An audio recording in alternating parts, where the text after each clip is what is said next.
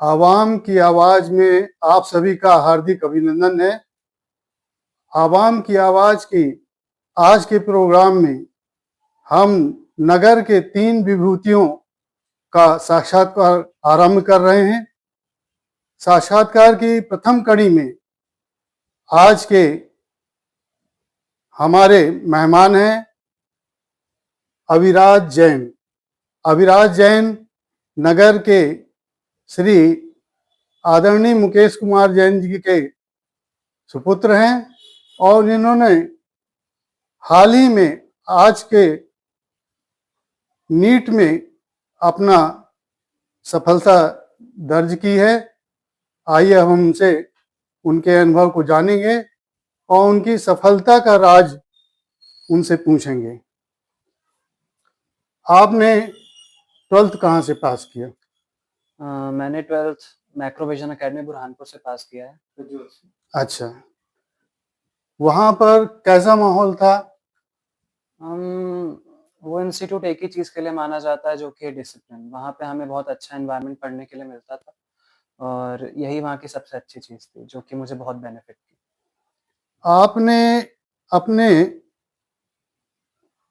जो कोचिंग की है ऑनलाइन की है कि ऑफलाइन की है? नहीं, ऑफलाइन मोड में हॉस्टल में रहता था। अच्छा अच्छा। तो हॉस्टल की जो सबसे अच्छी चीज़ थी कि हमारे पास फ़ोन नहीं था, तो कोई भी डिस्ट्रैक्शन नहीं था। अच्छा तो अच्छा। वो बहुत ही ज़्यादा बेनिफिशियल था।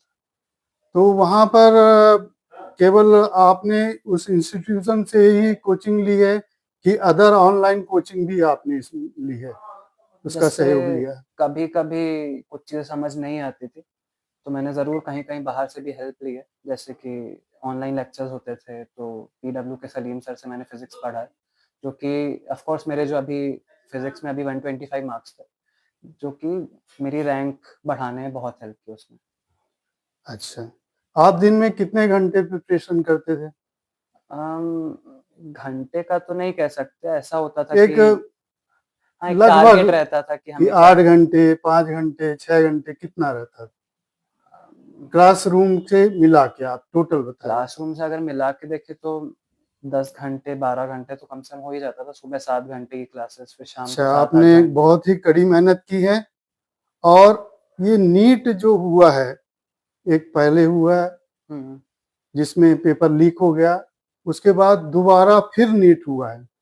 इन दोनों एग्जाम्स के आपके क्या अनुभव रहे? अम, नीट तो था तो हमारा बहुत ही मतलब मेरा तो पहला ही था, तो बहुत ही नया एक्सपीरियंस था, बहुत सारी चीज़ें नई थी, जिसके कारण कुछ चीज़ें बिगड़ी भी। लेकिन उससे सीखा और फिर जब रीनीट हुआ, क्योंकि मुझे दूसरा चांस मिल गया, तो उसमें वो चीज़ें गलतियाँ नहीं की। टाइम की दिक्कत हुई तो इस बार टाइम मैनेज किया। तो मेरे लिए तो अच्छा हुआ कि मुझे एक दूसरा चांस मिल गया, नहीं तो पिछली बार से तो ये बहुत अच्छा रिज़ल्ट है। नीट पेपर लीक व छात्रों के जंतर मंतर में प्रदर्शन को लेके आपकी क्या राय है? अ, अब इस चीज़ में तो मैं कुछ नहीं कह सकता क्योंकि अब जो सुसाइड हुए हैं वो गलत था। लगातार जब से ये आस-पास इन्हीं कुछ सालों में 75 मेजर पेपर्स लीक हुए हैं, तो कुछ ना कुछ तो गलत हो रहा है। तो जो प्रोटेस्ट हो रहा है वो कुछ हद तक सही है, कुछ हद तक सही है। इसमें करीब बच्चों ने सुसाइड कर लिया। सुसाइड किया है, ये वह बेहद दुखद है हाँ, वही। और इसकी भर्त्सना करना चाहिए।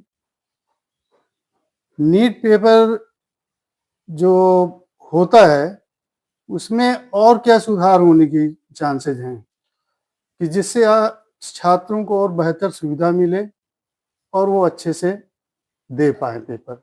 जैसे अभी पेन पेपर मोड में होता था पेपर, तो उन्होंने एक ही यही सुधार किया है कि वो ऑनलाइन होगा। जैसे ऑनलाइन टेस्ट होते हैं, जेईई का होता है और बाकी टेस्ट भी सारे ऑनलाइन होते हैं। तो अब से नीट का पेपर भी ऑनलाइन होगा, तो वो बहुत अच्छा सुधार है जिसके कारण पेपर लीक के जो चांसेज़ हैं, वो बहुत कम हो जाएँगे। तो ये बहुत बेनिफिशियल रहेगा बच्चों के लिए क्योंकि नीट का पेपर जो कि मेडिकल का है, तो मेडिकल एक बहुत अच्छी फ़ील्ड है। अगर उसमें लोग चीटिंग करके आएँगे और फिर वहाँ पे डॉक्टर खराब बनेंगे तो ये ऑफ़ कोर्स देश को अफ़ेक्ट करेगा। आपने डॉक्टर बनने का ही क्यों सोचा? अ, डॉक्टर बनना एक बहुत ही रिस्पेक्टफुल जॉब है और उसको एक भगवान रिस्पॉन्सिबल भी है। रिस्पॉन्सिबल भी है, उसे भगवान की तरह देखा जाता है तो ऑफ़ कोर्स बहुत ही अच्छा लगेगा वो बन के। लोगों की हेल्प करना ये सब पहले सोच के रखा है मैंने। नीट में जो अगले साल बच्चे शामिल होंगे, छात्र शामिल होंगे, उनको आप क्या संदेश देना चाहते हैं कि वो किस तरह से तैयारी करें और अपना मनोबल कैसे बनाए रखें, जिससे वो सफलता हासिल कर सकें?